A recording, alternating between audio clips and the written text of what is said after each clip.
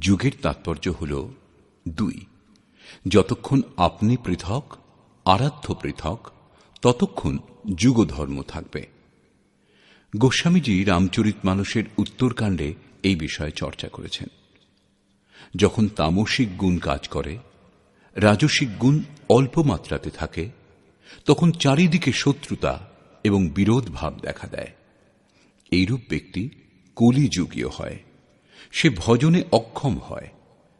কিন্তু সাধনা আরম্ভ হলে যুগের পরিবর্তন হয়, রাজসিক গুণের বৃদ্ধি হয়, তামসিক গুণ ক্ষীণ হয়ে আসে, স্বভাবে সামান্য সাত্ত্বিক গুণও চলে আসে।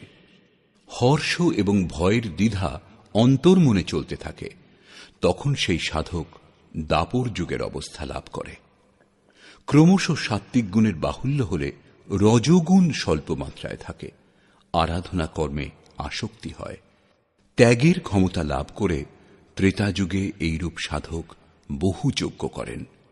যজ্ঞানাং জপযজ্ঞোস্মি, যে জপ যজ্ঞের শ্রেণীতে পড়ে সেই জপ, যার ওঠানামা শ্বাস প্রশ্বাসে তার অনুষ্ঠান করবার ক্ষমতা লাভ হয়। যখন শুধু সত্ত্বগুণ বাকি থাকে, বৈষম্যের ভাব বিলুপ্ত হয়, সমতা লাভ হয়, এটাই কৃতযুগ অর্থাৎ কৃতার্থ যুগ অথবা সত্য যুগের প্রভাব।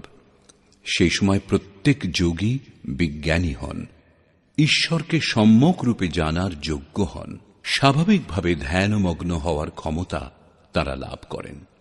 বিবেকীগণ মনের মধ্যে যে যুগধর্মের উত্থান পতন হয় তা বুঝতে পারেন। মনকে নিরুদ্ধ করবার জন্য অধর্মকে পরিত্যাগ করে ধর্মে প্রবৃত্ত হন। যখন নিরুদ্ধ মনের বিলয় হয়, তখন যুগের সঙ্গে কল্পও শেষ হয়ে যায়। পূর্ণত্বে স্থিতি প্রদান করে কল্পও শান্ত হয়ে যায়।